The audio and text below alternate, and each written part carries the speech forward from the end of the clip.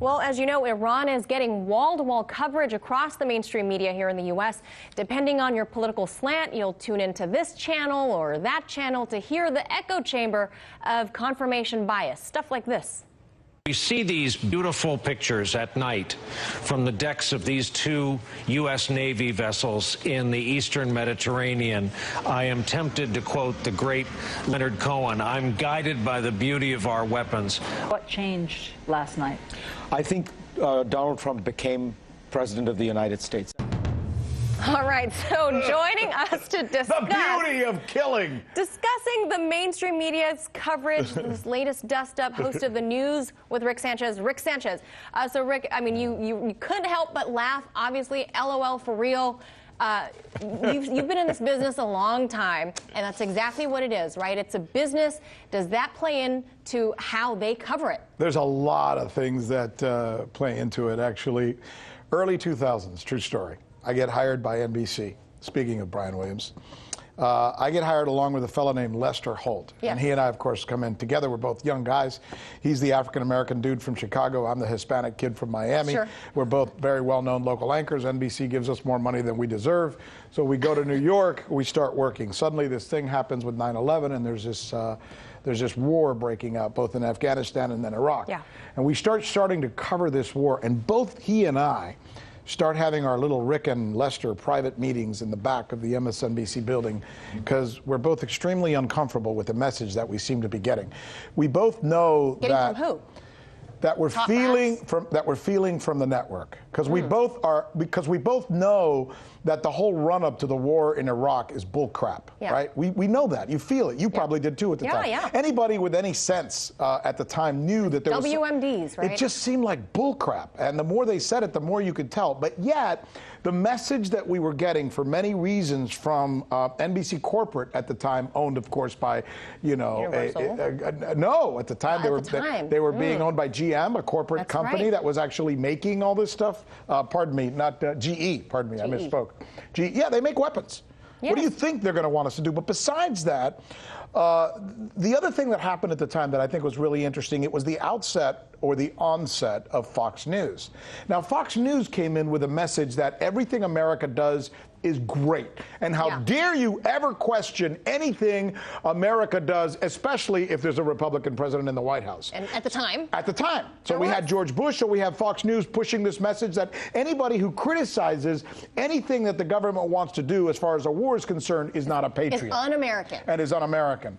So between the corporate pressure and the patriotic pressure being put on by our competitors, it was almost like you wanted to go on TV and tell the truth, but you knew if you did, it would cost you possibly your job, as it did with Phil Donahue, who was also one of our colleagues at the time, who publicly questioned the war on TV and was fired and let go almost on the spot. So yes, there has been a proliferation of corporate interest, obviously. Bias based on corporate interest, based on also, there's something else that plays into this, and you know this because you've been a reporter for a long time at the local level and now here at the national or global level.